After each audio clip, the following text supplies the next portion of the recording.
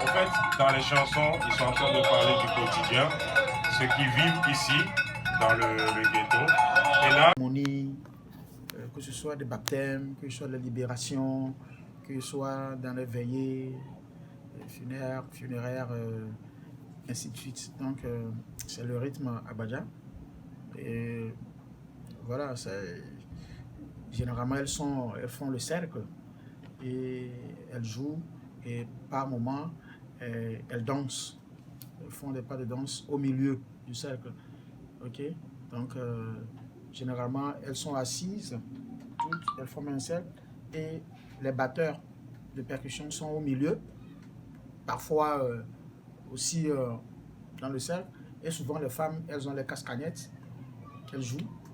Et c'est quelques rares messieurs, quelques rares hommes qui jouent les percussions à l'intérieur.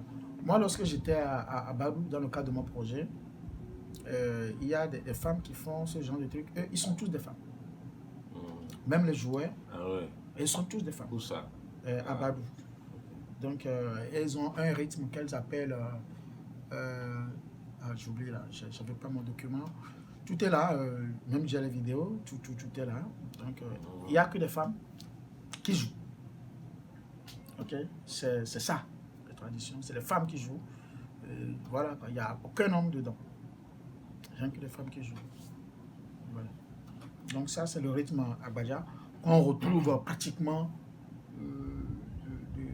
de Lomé, en passant par Anero, Athévié, Palimé, jusque vers Atapami. C'est le rythme qu'on retrouve. On retrouve ce rythme-là pratiquement au sud. Ok, du Togo. C'est le rythme le plus populaire du sud. Et Abadja avec trompette dessus, ça existe, non? Généralement, c'est Akpessé. C'est Akpessé et Bobobo qu'on joue avec des trompettes. Donc, généralement, à Abadja, il n'y a pas de trompette dessus. Il n'y a que les cloches, les tam-tams et les chants. Mais avec Bobobo ou Akpessé, il y a tam-tam, les cloches et avec la trompette. Et elle est plus basée dans le koto. C'est-à-dire que c'est eux qui sont les dépositaires de ce rythme-là.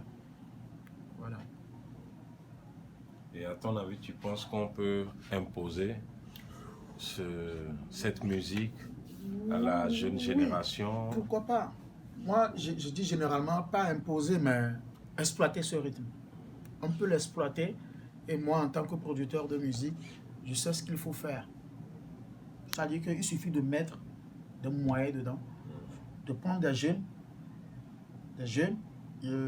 qui sont plus proches, donc je veux dire d'être les jeunes chanteurs qui sont plus proches de la couche d'âge qui consomme cette musique-là, comme on le dit, genre, la musique urbaine.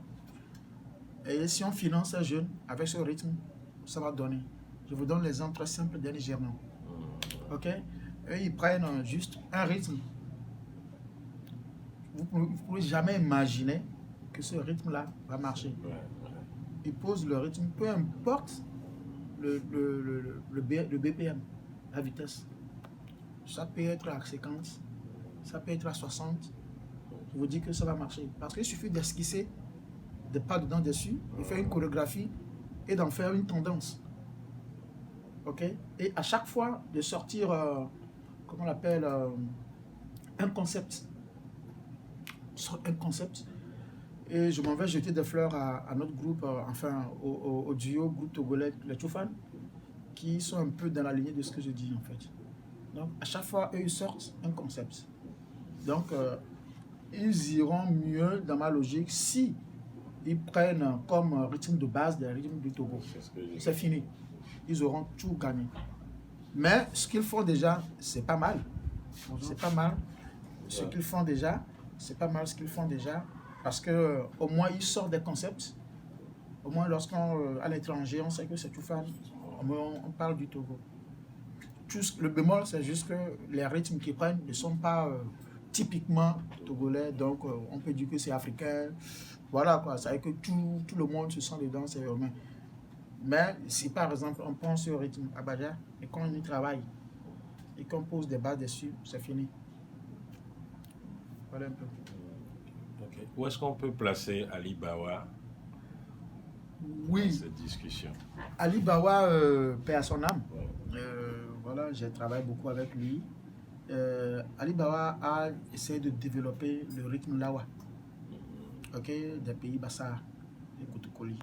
Donc, il a développé le rythme lawa qu'il a voulu faire. Donc,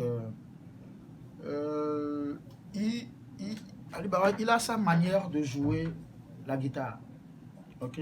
Il a sa manière de jouer sa guitare qui, je ne dirais pas, qui n'est pas conventionnelle, mais qui est un peu propre à lui, ok. Et il se base sur aussi le rythme lawa au sens premier du terme. Parce que c'est un monsieur que je respecte parce qu'il fait des recherches. Il va prendre des joueurs, des percussionnistes depuis là-bas, il les ramène à Lomé, on les enregistre et on a eu à réaliser plus de 500 chansons. Ouais, c'est ça. Ouais, donc tu as même fait un film avec lui. Tu as bossé avec lui, avec Edgar. Donc voilà, donc tout ce que peut-être et ça manquait peut-être à Ali Bawa, c'est parce qu'il est d'une époque, ok, et il est d'une époque et logiquement il est influencé par son époque, c'est normal. Maintenant, ce qui serait intéressant, c'est que les jeunes d'aujourd'hui maintenant puissent récupérer le travail qu'Ali Bawa a fait, et c'est ce que tu as fait d'ailleurs, et maintenant poser sur ça, la rendre beaucoup plus urbain, sans dénaturer, en gardant le fondamentaux, et maintenant en ajoutant des touches pour que ça soit maintenant urbain, dansable dans les boîtes. En fait, c'est ça. En fait, c'est que moi, mes expériences m'ont prouvé que tout ce qu'il faut faire, c'est qu'il faut toujours penser aux boîtes de nuit. C'est-à-dire que, est-ce qu'avec ces chansons, est-ce qu'on peut danser? Est-ce qu'on peut danser? Est-ce que ça peut voilà, faire adhésion, faire adhérer tout le monde? Voilà, il faut qu'on sorte du côté traditionnel pour aller dans le truc urbain. Ça veut dire que, voilà quoi, il faut un peu de tout. Okay? Mais bien entendu, on garde le fond, la fondation. Quoi. Lorsqu'on écoute, on sait que ça, là, ça vient de là. C'est tout.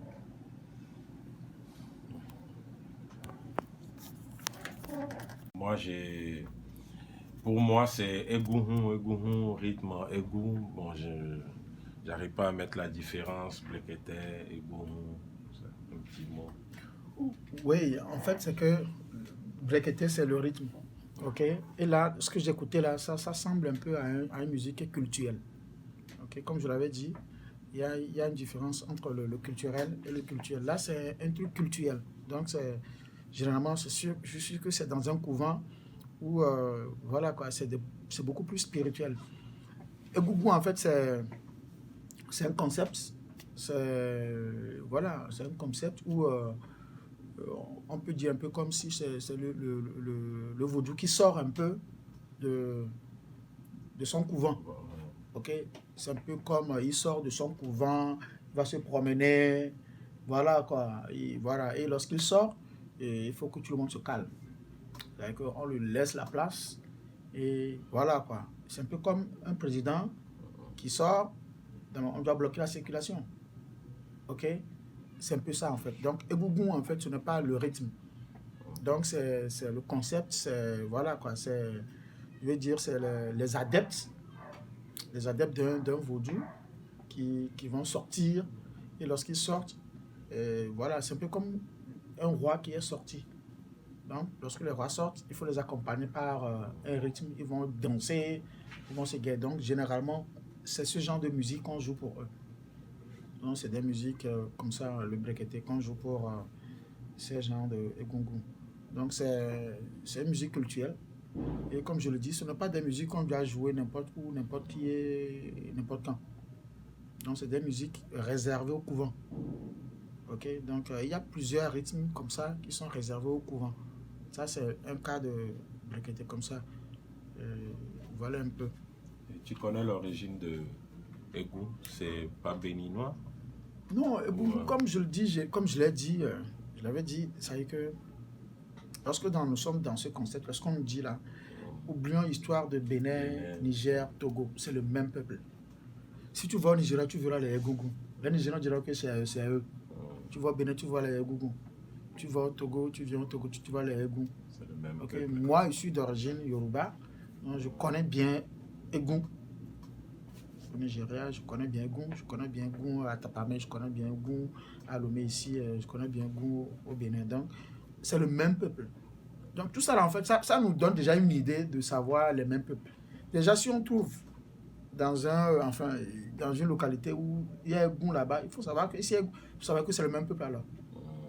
Que c'est les mêmes peuples, ça veut dire que c'est les mêmes peuples qui se sont retrouvés. C'est seulement à cause des frontières imaginaires là qui se sont retrouvés de l'autre côté, chacun de l'autre côté. Sinon, c'est le même peuple. Donc, voilà. La preuve, on ne retrouve pas Egungun chez les Kabiens. On ne retrouve pas Egungun chez les Kotokoli. On ne retrouve pas Egungun chez, je ne sais pas, au nord du Ghana ou au nord du Cameroun. Mais si on le retrouve quelque part, c'est parce que, et qu'on le retrouve aussi à 500 km ou bien à 1000 km quelque part, ça veut dire que c'est le même peuple. Oui. Et maintenant, si on prend peut-être une règle et qu'on prenne la carte, le groupe terrestre, et qu'on essaie de poser la règle sur une localité, vous verrez que, soit d'une manière horizontale, vous allez retrouver tous ces peuples-là sur la ligne. Vous allez retrouver tous ces peuples-là sur la ligne.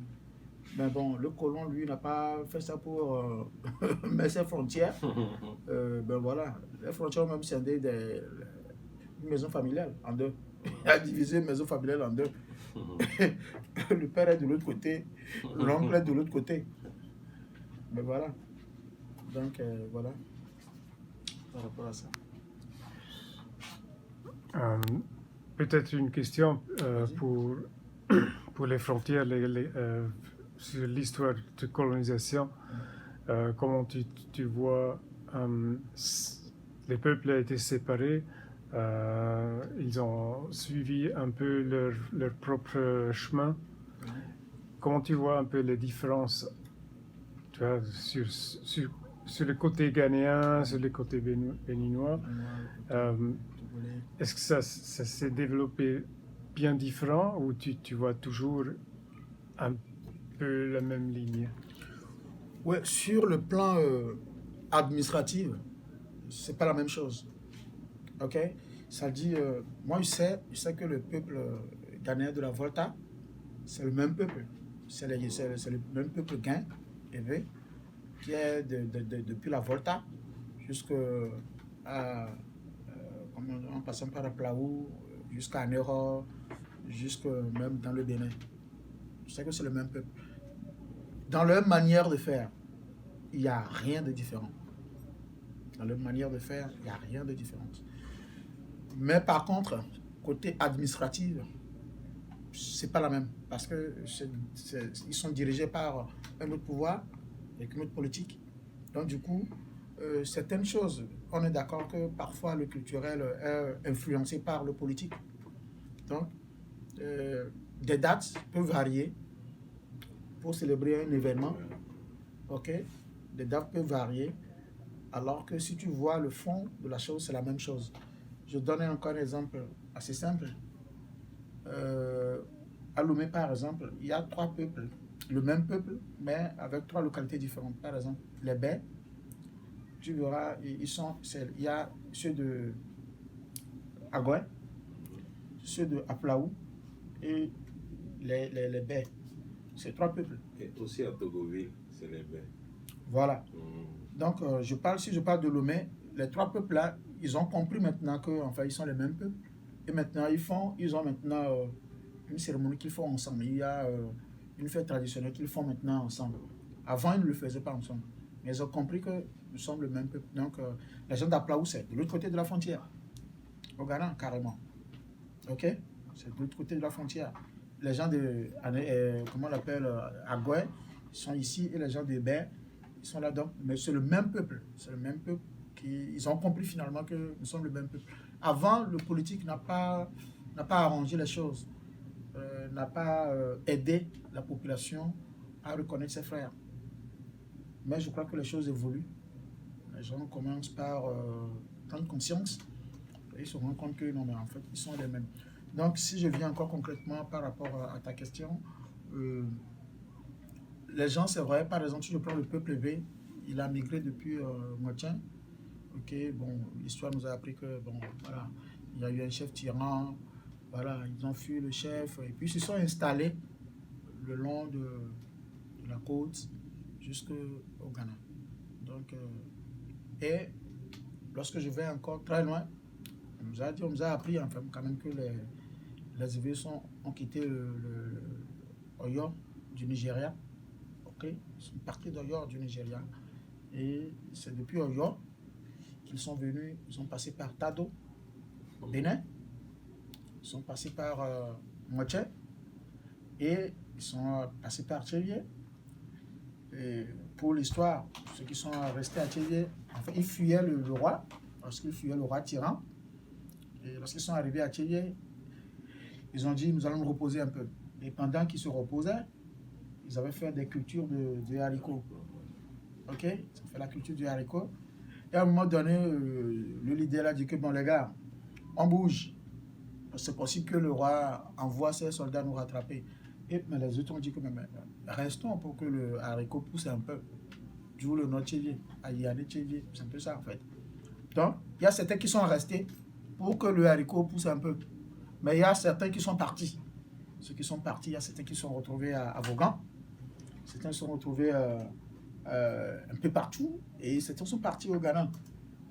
Donc, vous voyez un peu, c'est un peu l'histoire. Donc, sur les pratiques culturelles, il n'y a pas grand chose, il n'y a pas de différence. C'est seulement que la politique, comme ce n'est plus les mêmes pouvoirs qui dirigent les gens, il y a eu le politique influe généralement sur le culturel. Voilà. Merci. Ouais, c'est bon. Il n'y a plus de questions, c'est fini. Simon Trop Grave. bien, trop bien, trop bien.